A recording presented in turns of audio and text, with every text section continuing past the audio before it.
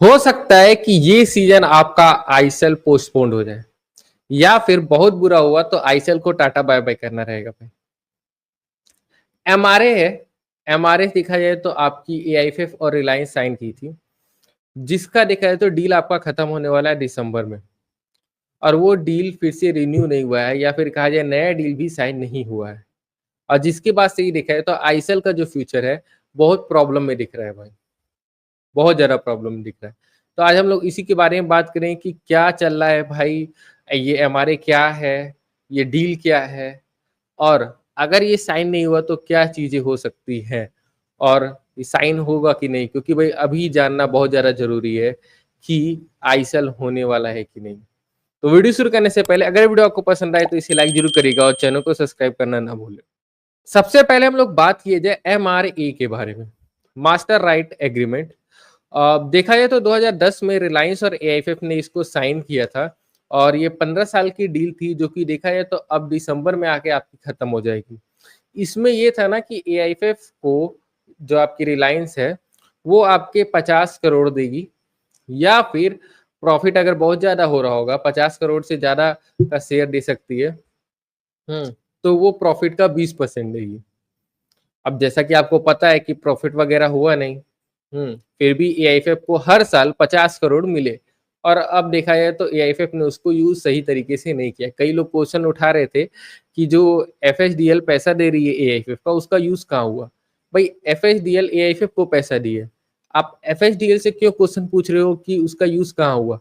उसको यूज करने का काम एआईएफएफ का है, आप एआईएफएफ से क्वेश्चन पूछो ना, लेकिन आप वहां ना जाके एफएचडीएल के पीछे पड़े हुए हो। अब देखिए, हुआ क्या है कि लास्ट वीक से ही जो एफएचडीएल है ना, वो क्लब ओनर्स को बुला के इंडिविजुअली ये कह रही है कि वो इस बार श्योर नहीं है कि वो आईएसएल करा पाएगी। जब तक एमआरए आपका सॉर्ट आउट नहीं होगा, एमआरए डील नहीं होगा, तब तक वो लोग आपकी आईएसएल नहीं कराएंगे। अब देखा है तो इससे प्रॉब्लम ये हो गई है ना कि जो क्लब ओनर्स है, वो जो ट्रांसफर विंडो चल रहा है, आप देख रहे हो कि बहुत स्लो चल रहा होगा। वो इसीलिए स्लो चल रहा है, जो डील्स है उसको थोड़ा सा पोस्टपोन कर रहे हैं, जो टारगेट्स है उनको किसी तरीके से टाल रहे हैं। कई टारगेट्स आपके इसी तरीके से देखा है तो चले भी जा रहे हैं, उनके साइनिंग्स देखा है तो उतने अच्छे तरीके से नहीं हो रही इस सीजन, अगर आप देखिएगा तो। और आप देखिए ये सीजन का जो ट्रांसफर विंडो है बहुत स्लो चल रहा है भाई, बहुत स्लो चल रहा है। इसका रीजन यही है भाई, क्योंकि सबको डर है कि क्या इस सीजन आईएसएल होगा। मैं 30-35 करोड़ लगा के अगर टीम बना लूंगा तो टीम कहाँ खेलेगी। सबको ये चीज चाहिए ना, सबको ये चीज जानना है, इसीलिए देखा जाए तो अभी तक आपका ट्रांसफर विंडो हीटअप नहीं हुआ है। बल्कि अगर पिछले सीजन्स को देखिएगा तो इस टाइम तक आपके लगातार ट्रांसफर अपडेट्स आते रहते थे हर क्लब से रिलेटेड। और जैसे ही ये चीज कही आपके एफएचडीएल ने, क्लब कुछ कुछ क्लब्स तो ऐसे हैं, वो लोग ये भी कह दिए कि हम लोग अब डूरन कप भी नहीं खेल पाएंगे, जो कि देखा जाए तो 23 जुलाई से आपका 23 अगस्त तक होने वाला है। तो वो लोग ये भी कह रहे हैं कि अगर ऐसा हुआ तो हम लोग डूरन कप भी नहीं खेल पाएंगे। कई देखा जाए तो टीम्स के जो प्री सीजन है वो आपके शेड्यूल थे कि 14 जुलाई से स्टार्ट हो जाएंगे, क्योंकि उनको डूरन कप खेलना था, वो भी देखा जाए तो पोस्टपोन होते जा रहे हैं। तो प्रॉब्लम्स देखा जाए तो भाई इंडियन फुटबॉल को पूरी तरीके से घेर रही है, और उसमें ही देखा जाए तो कई लोग खुश हैं। मैं ट्विटर पे ही देख रहा था, तो एक इंडियन फुटबॉल क्रिएटर है, वो पता नहीं किस बात से खुश है कि आईएसएल आपका बंद होने वाला है। पता नहीं क्यों खुश है भाई। क्योंकि अगर आपके पास एक अच्छी लीग नहीं होगी तो आप कैसे फुटबॉल डेवलप करोगे।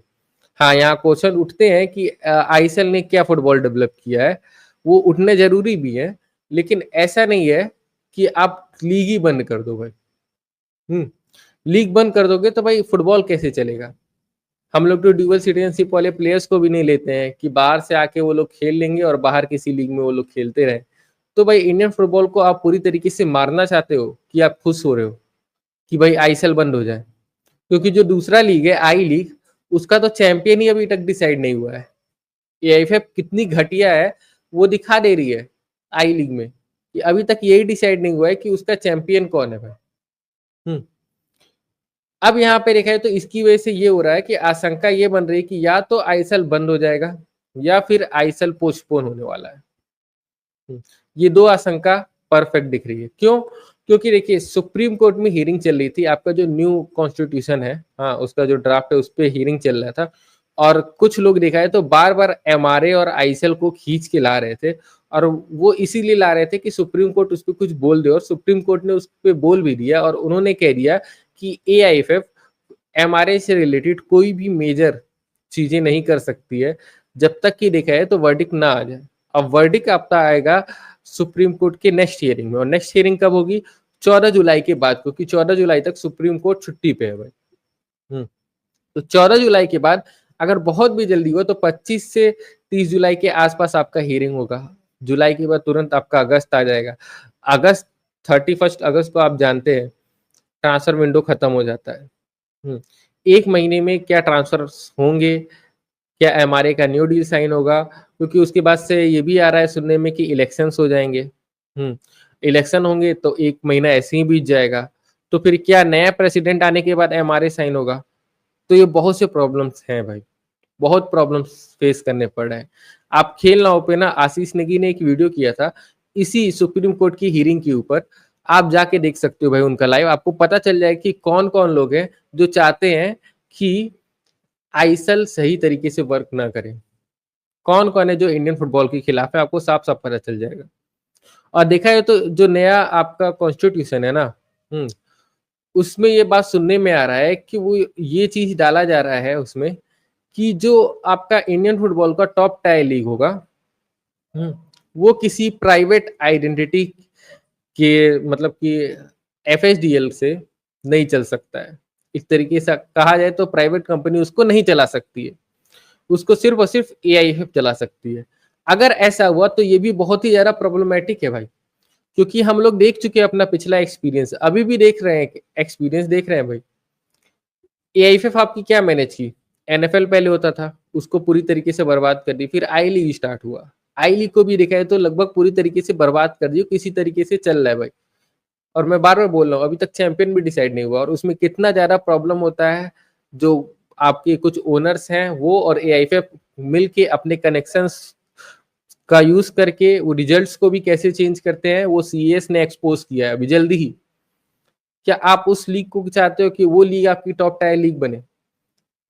आपकी एआईएफएफ सुपर कप करवाती है, किस हिसाब से होता है, किस तरीके से होता है, मुझे बताने की जरूरत नहीं है भाई। आईएसएल में बहुत बुराई है, लेकिन आपको ये चीज मानना पड़ेगा कि बेटर फैसिलिटीज है, क्वालिटी ब्रॉडकास्टिंग है आपका, शेड्यूल कायदे से चलता है, कोई बाहर का इन्फ्लुएंस उसमें नहीं घुसता है। और जो कि देखा है तो ये पुराने जो क्लब ओनर्स है उसी को हेट करते, क्योंकि अपना इन्फ्लुएंस यूज करके छोटे मोटे टीम्स को दबा देते थे। जो प्लेयर्स हैं वो ज्यादा सिक्योर है। आई लीग का ये बहुत ही डार्क ट्रूथ है भाई कि जो छोटे मोटे प्लेयर्स होते थे अगर उनको कोई बड़ी इंजरी हो गई जैसे एसीएल टाइप की, तो वो लोग क्या करते थे ना कि उसको कुछ पैसा दे देते थे और उसका कॉन्ट्रैक्ट टर्मिनेट कर देते थे जबरदस्ती प्रेशर डाल के।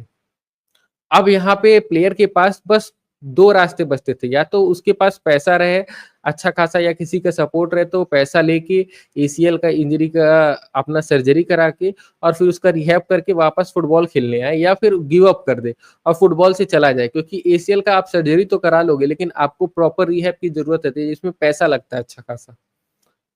तो बहुत बुरे हालात में थी भाई आई लीग में इंडियन फुटबॉल। आईएसएल ने इस सब चीजों को खत्म किया। हाँ, कुछ चीजों पे क्वेश्चन उठते हैं कि अभी तक देखा है तो जो फ्रेंचाइजी लीग थी पूरी तरीके से क्लब लीग में बदल नहीं पाई है, कई टीम्स अभी फ्रेंचाइजी की तरीके से चल रहे हैं।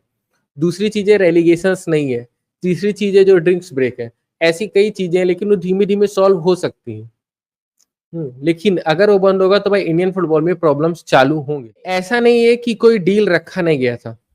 एफएसडीएल एक डील रखा था जिसमें देखा जाए तो एफएचडीएल ये कहा था कि जो 60% स्टेक्स हैं वो हम लोग क्या करेंगे कि जो क्लब्स है ना उसमें बांट देंगे। उसके बाद से देखा जाए तो उसके जो 26% स्टेक्स हैं वो आपकी एफएचडीएल रखेगी और एआईएफएफ रखेगी 14%।